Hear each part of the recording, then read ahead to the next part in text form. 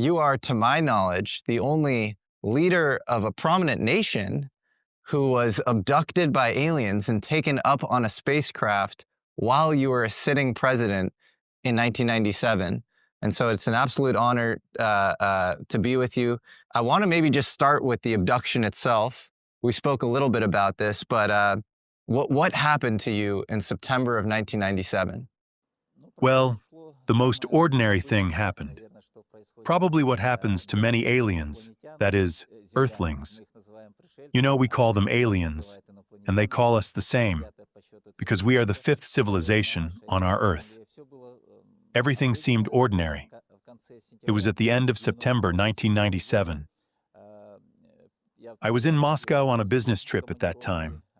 I was getting ready to return to Kalmykia to hold the Youth Self-Government Week. In Kalmykia, we carried out an experiment where we handed over all the power in the Republic to young people under 25, from the position of President of Kalmykia to ministers, the Prime Minister, and district heads. Before that, they trained for about a year. The idea was to show that everything moves forward, that the new generation must learn and take on responsibility. So it was a regular working environment.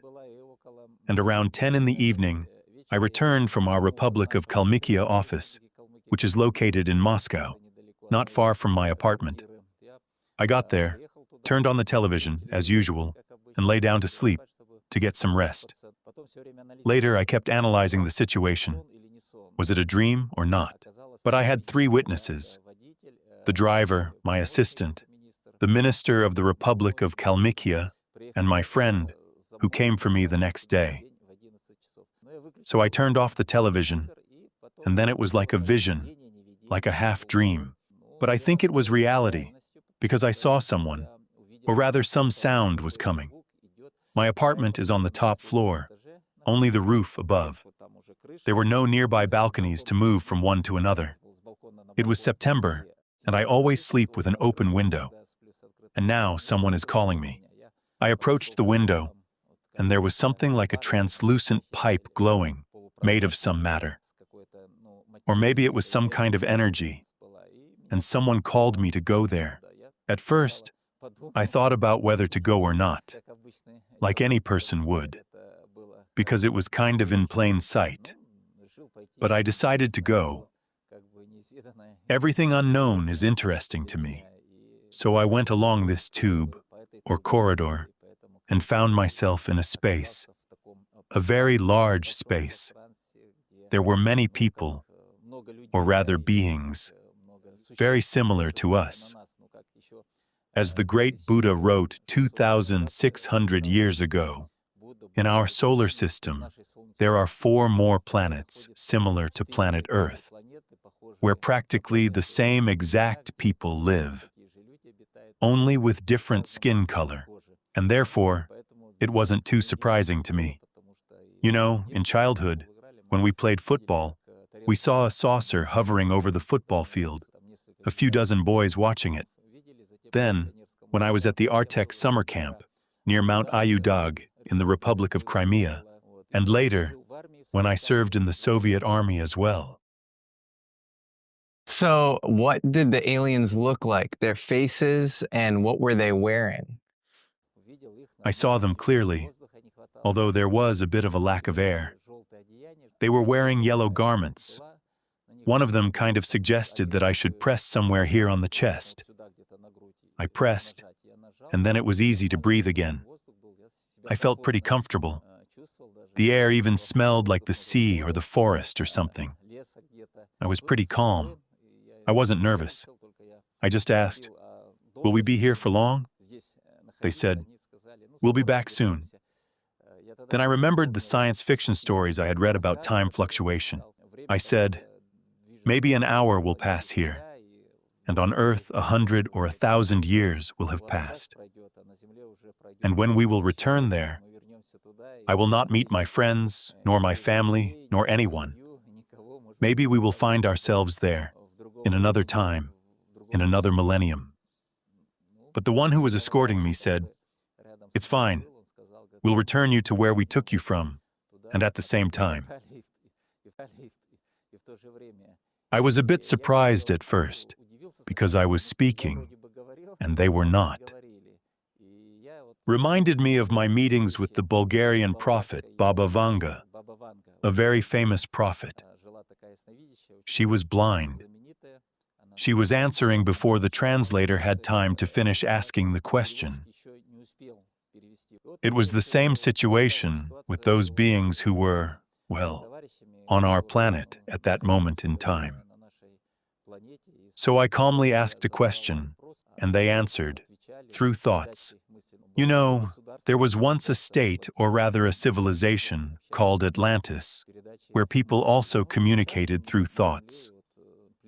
And even now on Earth, there is a tribe in Australia that communicates with each other over distance. I asked to be shown around to see where I was. It was probably a spaceship, a very large open space, like several football fields large. No one paid attention to me. Everyone seemed to be busy with their own tasks. They were walking around, moving. Something was flickering, like screens, different colors, images. I asked, "Can you connect to the television from here?" There are many channels like CNN or Russia Today, Al Jazeera.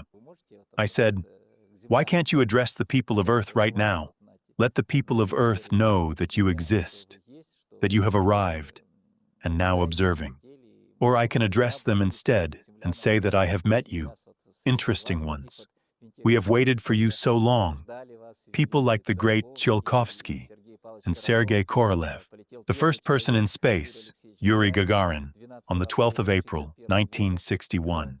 And when he was sitting in the spacecraft, engines on, the first words he said, with which you started today's interview. Поехали. Поехали. Let's go, yeah.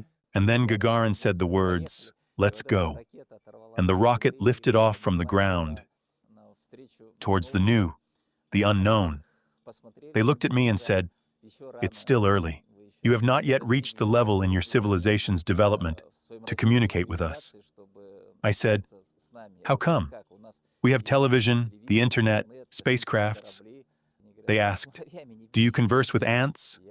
I say, "No, well, we haven't learned to talk to ants yet. We live in different dimensions. Your only achievement in civilization is that we created you, the intelligent beings here.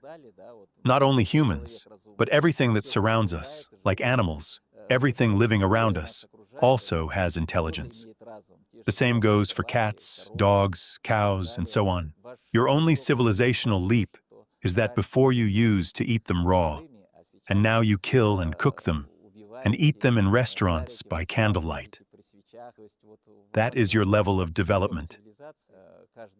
Every creature that lives in the universe must go through certain stages, and you still destroy each other.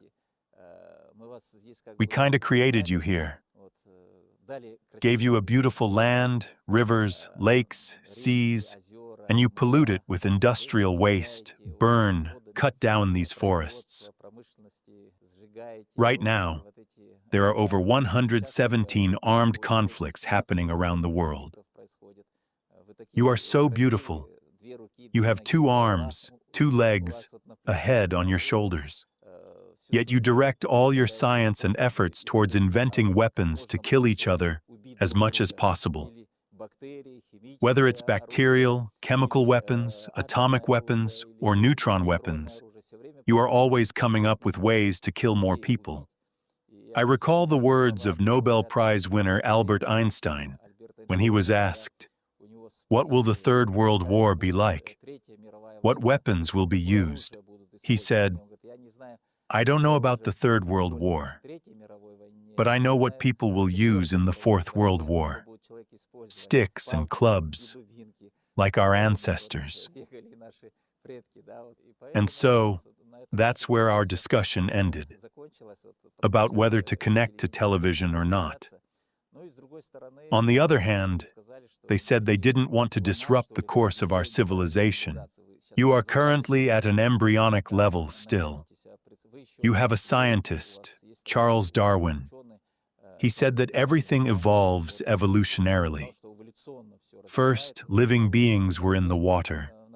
Then they came out of it. Then there was a monkey. and so humans evolved from monkeys. On the other hand, there are various religious teachings.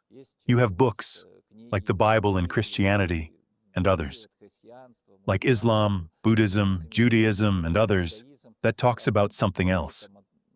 So just imagine, if we say on television now, that we have been here for a long time, millennia, millions of years, watching, and not only us, but others too. Back in his time, the great scientist, the Russian scientist Konstantin Tsiolkovsky, said that not even the whole universe, but simply our own galaxy, the solar system, is teeming with different intelligent civilizations. And until we overcome our egocentrism, such contact, communication, probably won't happen. Official science constantly proves that the only intelligent being is the humans on this planet. If we don't overcome this, then we will never meet anyone and will constantly remain in these three spaces, in three dimensions. So we only know three dimensions, right? But there is a fourth and a fifth. While we are talking here, in this beautiful place, in the center of Tirana, the capital of Albania, maybe there are other parallel worlds too. Maybe they are playing chess. And what did the spaceship look like? I know you said it was big, maybe multiple soccer fields. What was the kind of architecture like? And was it metal? Did it look like it was from material not made of this earth? I only saw it from the inside, because I was immediately there. It was a large space, like several football fields large. Then we walked for a while. There were screens, or like glass sheets. But the most interesting thing I noticed, when I later analyzed the whole situation, was that they weren't paying attention to me at all. One of them was just telling me something, and that was it. I just appeared there and it didn't matter. They were tall, dressed in these yellow outfits. That's it. And they didn't really pay attention to me. One of them led me to a large porthole, like a porthole window. And the reason I realized it was a ship was because it wasn't just hovering over Moscow. It seemed to move freely, shifting through different times, different spaces, and different dimensions. Why? Because on Earth you couldn't see anything like that. I was looking, and there was something like a fiery, well, like a planet giving off heat. And from there they were taking out some kind of cylinders, or maybe not cylinders, more like boxes. They were loading those into the ship. Maybe they were collecting something, maybe conducting experiments. Maybe they had landed on some planet while I was there. They might have gone down there and taken those boxes with them. We were probably moving through space.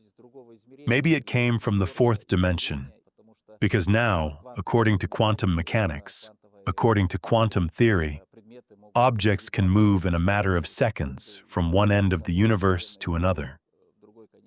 Well, maybe it was Earth, just on the other side. Maybe it was the far side of the moon. But on the inside, it was kinda ordinary. Well, like a room.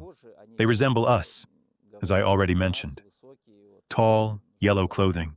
They practically did not speak, probably communicated thoughts to each other over a distance.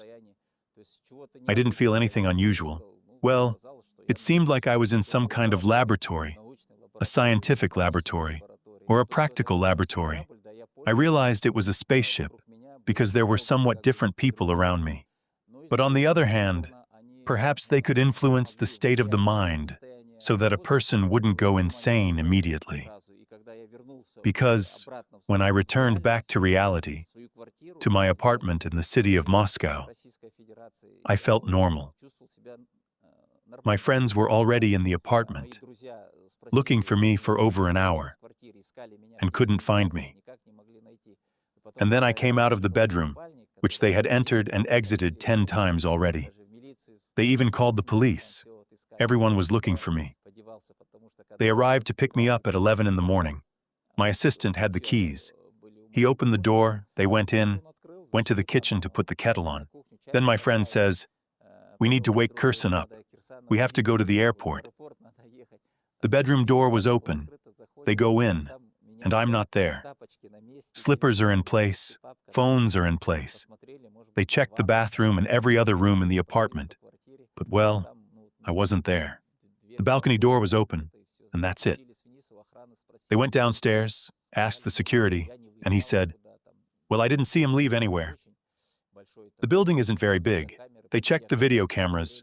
No one arrived or left. No one flew out.